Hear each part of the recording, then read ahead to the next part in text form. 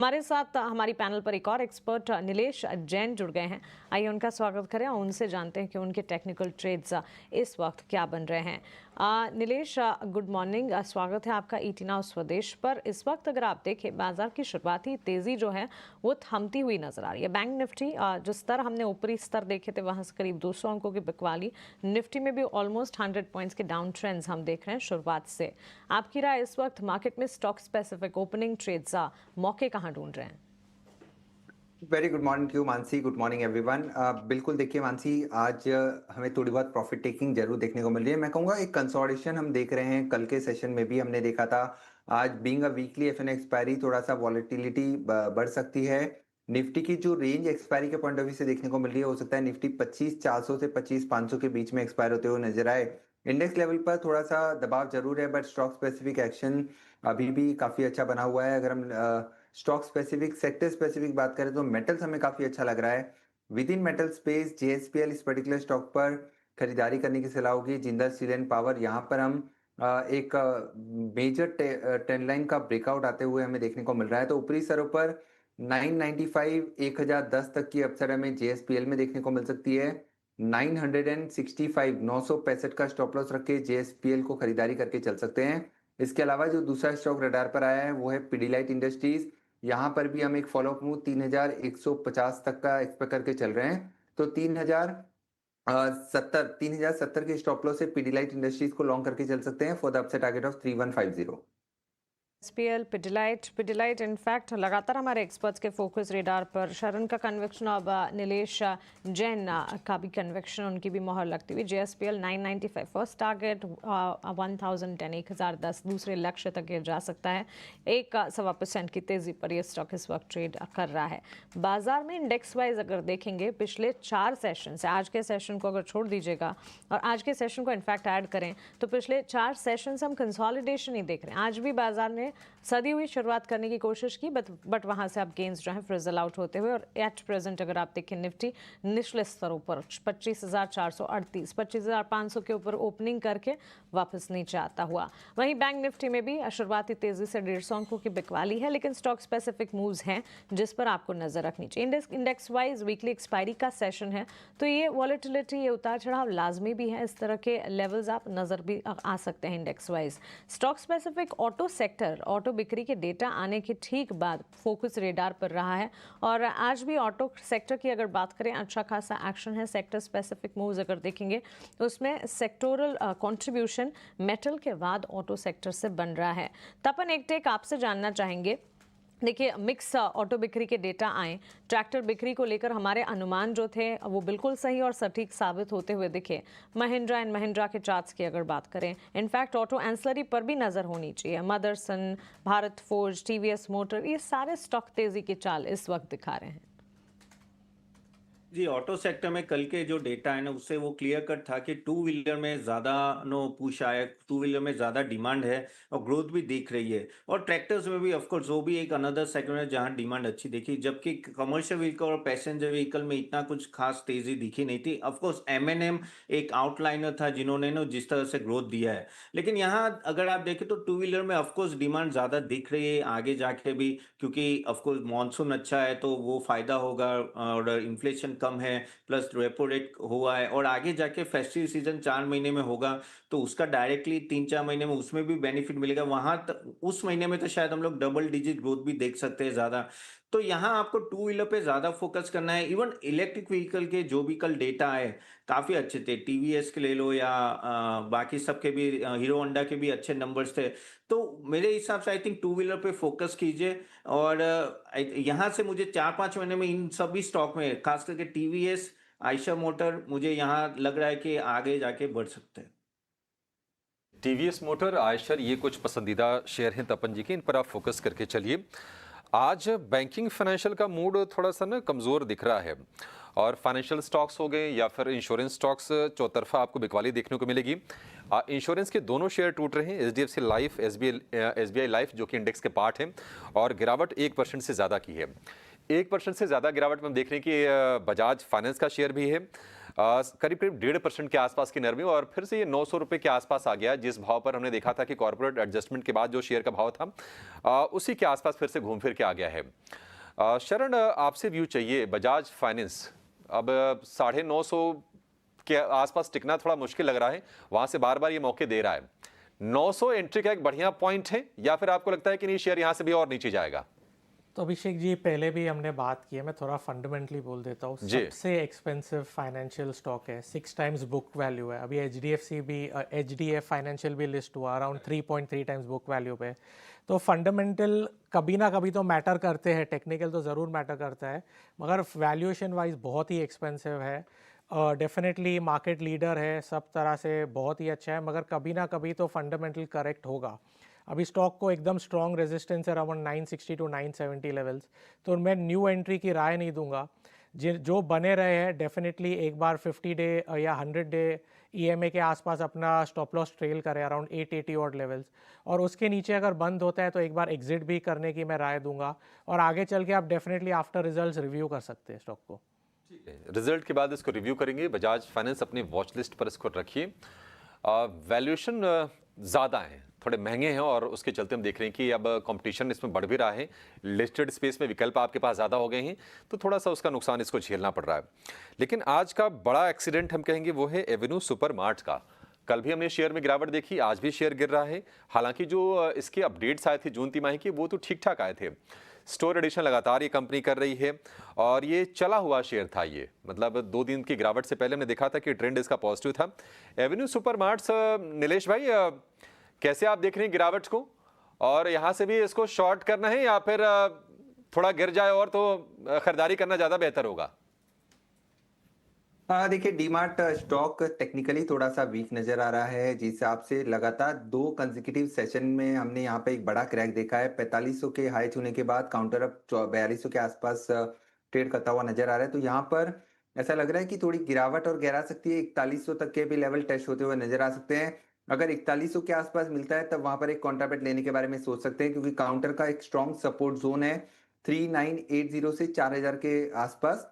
तो वहां पर स्टॉप लॉस लगा के लॉन्ग पोजीशन बना के चल सकते हैं, बट फिलहाल के लिए थोड़ी और गिरावट आ जाने दीजिए, उसके बाद यहाँ पर लॉन्ग ट्रेड के बारे में सोच सकते हैं। ठीक है, थोड़ी और गिरावट आ जाए फिर आप लॉन्ग के बारे में सोचिएगा एवेन्यू सुपरमार्ट्स में। फार्मा स्पेस में हम देख रहे हैं कि रह रहे के नए नए लीडर्स निकल के सामने आ रहे हैं। एक बार जरा नेटको के शेयर को लेकर आइए ऊपर। शुरुआत तो वैसी कोई खास नहीं हुई थी, लेकिन धीरे धीरे ये मोमेंटम पकड़ रहा है और 950 रुपए के आसपास के भाव हैं। 950 का बैरियर क्या लगता है आपको किरण जी, नेटको फार्मा तोड़ पाएगा और उसके आगे निकलेगा?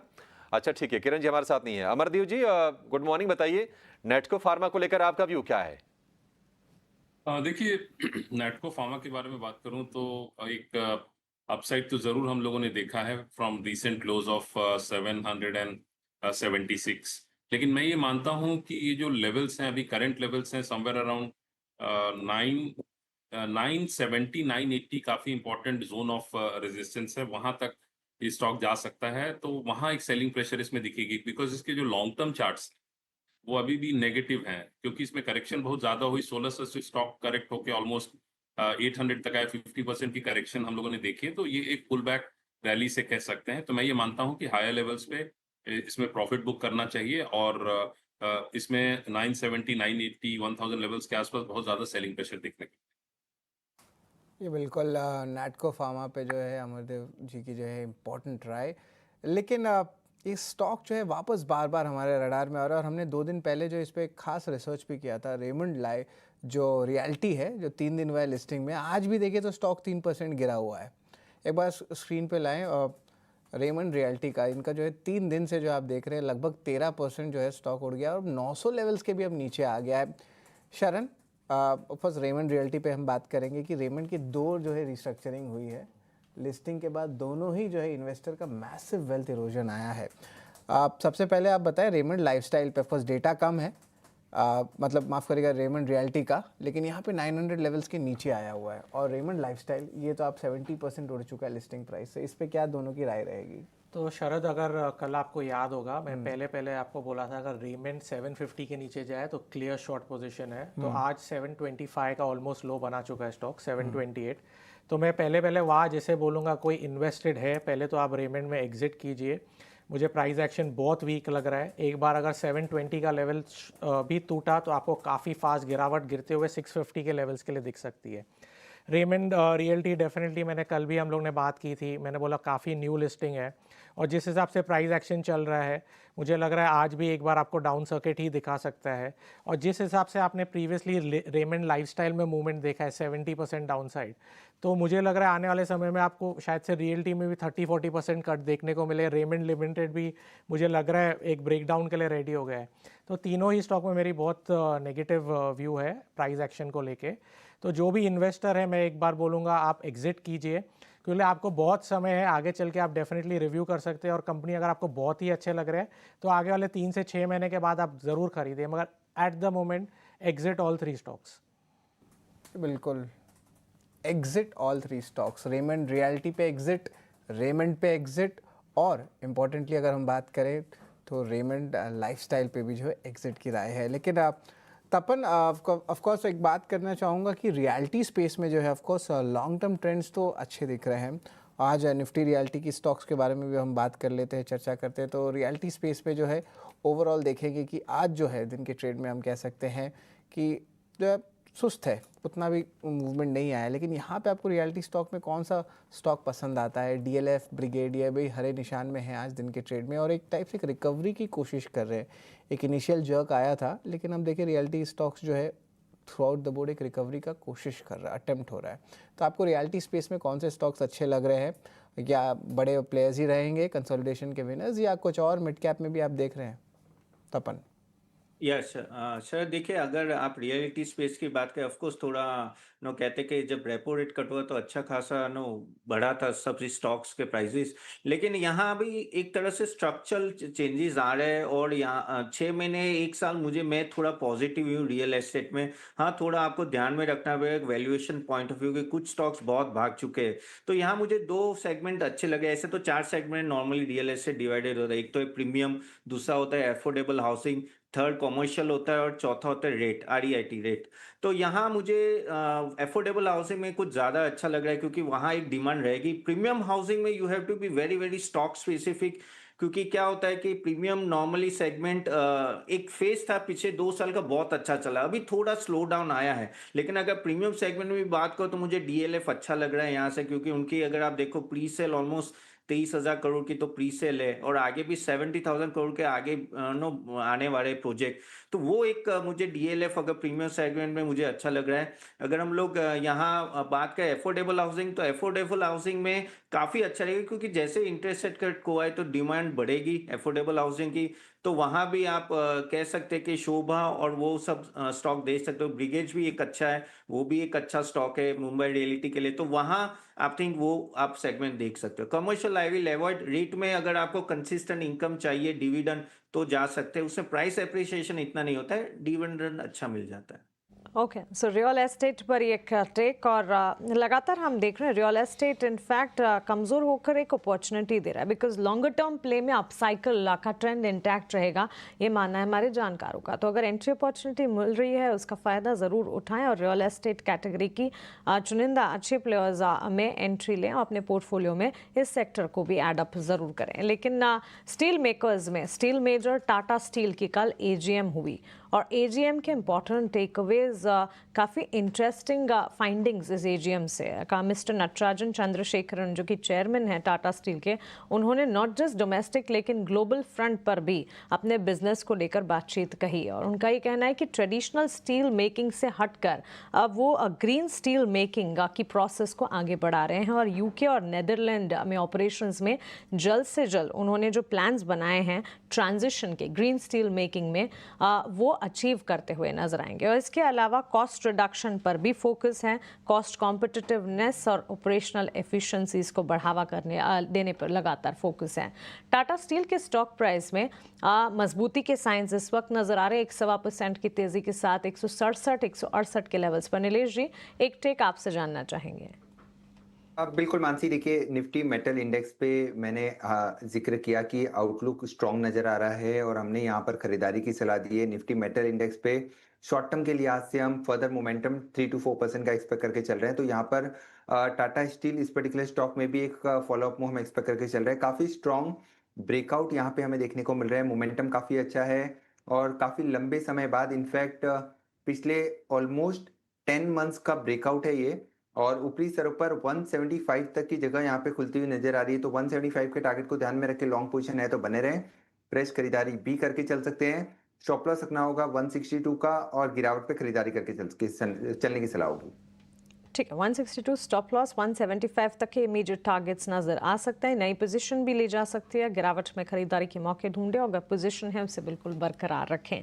लेकिन फार्मा स्पेस, मेटल्स में अच्छी शाइन नजर आ रही है। ऑटो बाजार को संभाल रहा है और इसके ठीक पीछे हम देख रहे हैं फार्मास्यूटिकल स्पेस भी डिफेंसिव के तौर पर अपनी भूमिका निभा रहा है और इसमें सबसे आगे उभर कर जो इस वक्त मेरे निडार पर आ रहा है वो है मैक्स हेल्थ केयर का स्टॉक। फार्मा हेल्थ के डायग्नोस्टिक में ही मैक्स हेल्थ केयर पर फोकस होना चाहिए। शार्प अपसर्ज इस वक्त हम देखेंगे और शरण, इस पर आपसे एक टेक जानना चाहेंगे। दिन के उच्चतम स्तर पर ट्रेड, वहां से हल्की सी प्रॉफिट बुकिंग भले ही देखने को मिली लेकिन 1-1.5% तक की तेजी अब भी कायम है और इनफैक्ट एक महीने के चार्ट्स मैक्स हेल्थ केयर के देखने चाहिए। पिछले 6 महीने में कोई बड़ा परफॉर्मेंस नहीं था लेकिन लास्ट 1 मंथ में ये स्टॉक ने ट्रेंड करना शुरू किया। 15% के गेंस लास्ट एक महीने में स्टॉक ने दिखाए हैं। ब्रोकरेजेस के बुलिश रेडार पर हैं। पिछले दिनों जेफरीज की रिपोर्ट आई थी, उनका ही मानना है कि 1400 तक के लेवल्स नजर आ सकते हैं। रैशनल्स कई सारे हैं। ग्रोथ को लेकर कंपनी काफी पॉजिटिव है और हेल्थ केयर सेक्टर को लेकर शरण सरकार भी तो काफी पॉजिटिव है। तो मानसी, आपने सही कहा, स्टॉक का प्राइस एक्शन तो बहुत ही पॉजिटिव है। एक डिसेंडिंग ट्रेंड लाइन का ब्रेकआउट दिया है और जब जब ऐसा ब्रेकआउट होता है तो स्टॉक काफ़ी 10, 20, 30% के अपसाइड आपको दिखा सकता है। अब जिस हिसाब से आप बोल रहे हो जेफरी की रिपोर्ट्स आई है, मुझे भी लग रहा है अगर एक और यहाँ से ब्रेकआउट आता है तो आपको 1400 के लेवल काफ़ी जल्दी आते हुए दिख सकते हैं। जो स्टॉक में बने रहे हैं वो डेफिनेटली मैं बोलूँगा आप स्टॉप लॉस ट्रेल करके बने रहिए स्टॉक में। एक और ब्रेकआउट आपको 1310 के ऊपर देख सकता है। अगर किसी न्यू पोजीशन बनाने 1250 के स्टॉप लॉस से आप न्यू पोजीशन भी बना सकते हैं 1400 के टारगेट्स के लिए। ठीक है, 1400 के टारगेट्स यहाँ पर नज़र आ सकते हैं और इसी को ध्यान में रखते हुए फंडामेंटली भी ट्रिगर पॉइंट्स ढेर सारे हैं और टेक्निकली तो हम आपको लगातार बता ही रहे हैं। चार्ट स्ट्रक्चर मजबूत है, पिछले 1 महीने में तेज़ी दिखाई, यहाँ से तेज़ी की चाल कायम रहेगी। अमरदेव सिंह जी से एक राय लेना चाहेंगे आईटी स्पेस पर। अमरदेव जी, गुड मॉर्निंग। आईटी सेक्टर में benchmarks versus mid cap IT players की अगर बात करें, मिड कैप आईटी स्पेस में हम देखते हैं मोमेंटम ज़्यादा इस वक्त नज़र आ रहा है। ऑफकोर्स ग्लोबल से ताल्लुक रखता है ये सेक्टर और ग्लोबल मार्केट में नैस्डैक का इम्पैक्ट भी डोमेस्टिक आईटी काउंटर्स पर पड़ता है। आपकी राय benchmarks and mid cap IT पर क्या होंगी? देखिए, बेंचमार्क्स में कहीं ना कहीं एक प्रॉफिट बुकिंग जरूर दिख रही है, चाहे वो इन्फोसिस हो, बिकॉज इन्फोसिस में क्या हो रहा है, हायर लेवल्स पे 1640 1650 एक जोन ऑफ रेजिस्टेंस बना हुआ है। इसके अलावा यदि मैं जैसे एम्फेसिस की बात करूं तो ये ओवरऑल काफी स्ट्रांग है technically from a short term as well as long term perspective. लेकिन इसमें एक अच्छी खासी रैली करीब 2400 से अभी 2900 के आसपास फिलहाल ट्रेड कर रहा है। मोर देन 20% की रैली इसमें हुई है। उसके बावजूद इसमें अपसाइड टुवर्ड्स 3100 3200 की एक अपॉर्चुनिटी इसमें बन सकती है। और इसके अलावा यदि मैं बात करूं तो जो परसिस्टेंट है उसमें कहीं ना कहीं अब एक प्रॉफिट बुकिंग फिलहाल देखने को मिल रही है। और टीसीएस अगेन जो बेंचमार्क है वो फिलहाल कहीं जाता हुआ नहीं दिख रहा है। Clearly it's in a range, मैं ये मानता हूँ नीचे 3300 ऊपर 3550 ये नैरो रेंज में ट्रेड कर रहा है। तो बेंचमार्क्स जो हैं आईटी में दे आर मोर और less seem to be now losing momentum और स्टीम, और वो साइडवेज फिलहाल दिख रहा है। ये व्यू होगा आपके लिए आईटी स्टॉक्स पर। अगले 2 से 3 दिनों में ट्रेड डील को लेकर समझौता संभव, इंडिया यूएस ट्रेड डील, ये सोर्सेज के हवाले से खबर आ रही है। और आज देखिए 3 तारीख तो आज हो गए, 8 या 9 जुलाई ये एक तरह से डेडलाइन एंड हो रही है, जो 90 दिनों की जो रेसिप्रोकल टैरिफ पर जो राहत मिली थी, और ये खबरें निकल के आ रही हैं। उम्मीद करते हैं कुछ पॉजिटिव डेवलपमेंट हो। 26% का टैरिफ लगाया था अमेरिका ने भारत पर, वेटेड टैरिफ, और उसके बाद हमने देखा था कि अब नेगोशिएशंस चल रहे हैं। भारतीय डेलीगेशन वहाँ पर है, हमारे चीफ नेगोशिएटर हैं राजेश अग्रवाल, उनकी अगुवाई में हमारा प्रतिनिधिमंडल वहाँ पर मौजूद है और बातचीत चल रही है। उम्मीद करेंगे कि कुछ पॉजिटिव डेवलपमेंट निकल के आए, क्योंकि बाकी देशों के साथ हम देख रहे हैं कि ट्रेड डील हो रही है। सबसे पहले यूके के साथ डील की अमेरिका ने, अभी कल वियतनाम के साथ डील करने की खबरें निकल कर आई हैं। डोनाल्ड ट्रंप ने अपने social media handle truth social पर इसकी जानकारी साझा की। तो देखते हैं क्या निकल के आता है, लेकिन उसके पहले बाजार बहुत ही सतर्क, वेट एंड वॉच वाला मोड में है और कंसोलिडेशन साफ दिख रहा है। जो आज तेजी है वो 0.25% की भी नहीं है। निफ्टी कितना ऊपर है? 55 अंक ऊपर है, 25,500 को टिकाने की कोशिश है। निफ्टी बैंक की बात करें 57,000 के ऊपर जरूर है, 80 अंकों के आसपास की तेजी और उस लेवल के आसपास ही घूमता हुआ दिखाई दे रहा है। एक शेयर जो कमजोर है, हालांकि कमाई अच्छी करा के दी है, इंटरग्लोब एविएशन ने, इस पर जरा नजर डालते हैं। हाल फिलहाल हमने देखा था कि एटीएफ के प्राइस बढ़ने की थोड़ी सी खबर आई, हालांकि मामूली सा इंक्रीज था और ये निश्चित तौर पर प्रॉफिट टेकिंग ही होगा। इस पर शरण आपसे ही व्यू चाहिए हमें इंटरग्लोब एविएशन पर। जेफरीज की तो बड़ी तगड़ी रिपोर्ट आई थी, 20% के अपसाइड की उम्मीद जता रहे थे, मतलब लगातार शेयर